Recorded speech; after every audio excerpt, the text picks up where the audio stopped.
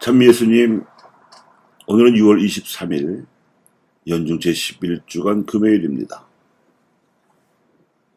오늘 복음에서 예수님께서는 보물을 하늘에 쌓으라고 말씀하셨습니다. 보물이 있는 곳에 마음도 있다는 것입니다. 그러니까 보물을 하늘에 쌓으면 마음도 하늘에 가닿을 수 있게 될 것입니다. 이러한 예수님의 가르침에 따라서 사도 바오로도 그렇게 보물을 쌓았고 20여 년에 걸친 선교 여행에서 하늘에 마음을 둘 수 있었습니다. 그가 지녔던 보물은 아브라함의 후손이며 베냐민 지파에 속하는 정통 히브리인이라는 혈통에만 있지 않았습니다. 신앙의 족보상으로도 그는 부활하신 그리스도로부터 직접 부르심을 받은 정통 사도임을 자부하였습니다. 다른 사도들은 예수님께서 생전에 군중을 가르치시다가 눈에 들어 사제의 연을 맺었지만 바오로는 신자들을 박해하러 나섰다가 벼락을 맞고 박해자로서 설치되던 발길을 선교사로서 헌신하라는 발길로 돌려 세우신 특별한 인연이 있습니다. 다른 제자들에게 예수님은 그저 스승이셨지만 바오로에게는 이미 하느님의 반열에 올라가신 그리스도이셨습니다. 그래서 사도 바오로가 교우들에게 예수님을 소개할 때에는 예수 그리스도라는 일반적 표현 대신에 거의 반드시 그리스도 예수님이라고 부르곤 하였습니다. 혈통상 정통이라는 신분을 쓰레기처럼 여기고 바오로는 그리스도의 사도로 부르심 받았다는 자부심이라는 보물을 하늘에 쌓았던 것입니다. 그가 지녔던 또 다른 보물은 학식이었습니다. 그는 로마 제국의 국제도시였던 타르수스에서 성장했기에 로마식의 국제교육을 받았습니다. 논리학이라든지 수사학이라든지 기하학 등의 교양은 물론이고 체력 단련도 단단히 받았고 라틴어와 그리스어에 능통했습니다.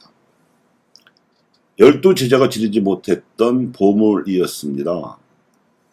게다가 그는 가말리엘이라는 당시 이름난 율법 학자로부터 이스라엘의 율법 전통에 대해서도 정통으로 배웠습니다. 그런데 그는 이 엘리트로서의 국제적이고 전통적인 교양과 학식을 자신의 출세를 위해서 쓰지 않았고 오직 복음을 전하는 하늘스러운 목표를 위해서 씀으로써 하늘에 보물을 쌓았습니다. 사실 하늘도 여러 하늘이 있습니다.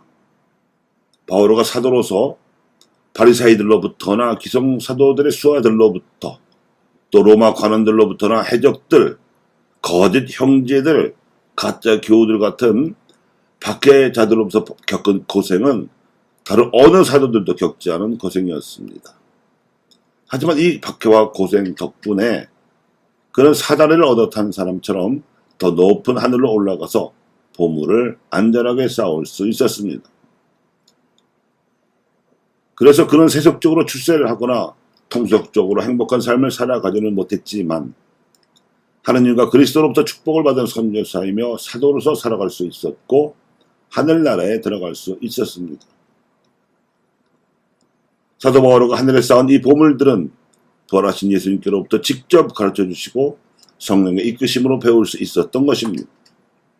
우선 예수님께서는 당신 자신을 위하여 하느님 나라를 선포하신 적이 없었습니다. 그 나라를 그분은 가난하고 고통받는 이들에게 아낌없이 주셨습니다. 가진 것이 없고 배운 것도 모자란 그들이 무시당하고 소외당해서 삶의 벼랑 끝에 내몰렸을 때 그분은 잃어버린 양 한 마리를 찾으러 나서는 양치기처럼 그들의 요청에 즉시 응답하셨습니다. 그래서 사도 바오로도 복음을 전하던 당시 유대인들은 표징을 요구하고 그리스인들은 지혜를 찾던 당시 그리스 문화의 꽃을 피웠던 고린토에서 속된 기준으로 보아 지혜로운 이가 많지 않았고 유력한 이도 많지 않았으며 가문이 좋은 사람도 많지 않았었습니다.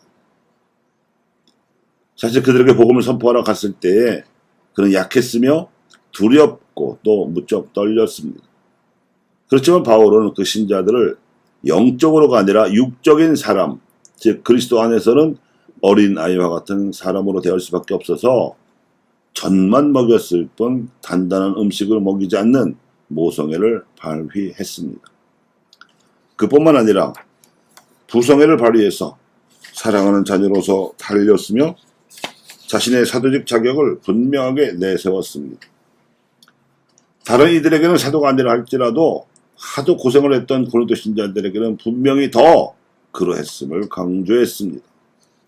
복음을 선포하면서 천망받는 노동을 하면서 그 어떠한 신세도 지지 않고 생활비와 활동비를 스스로 벌어서 해결했기 때문입니다. 그러면서 복음을 대가 없이 보수도 없이 거저 전하는 것을 자신의 사도적 명예로 삼았습니다.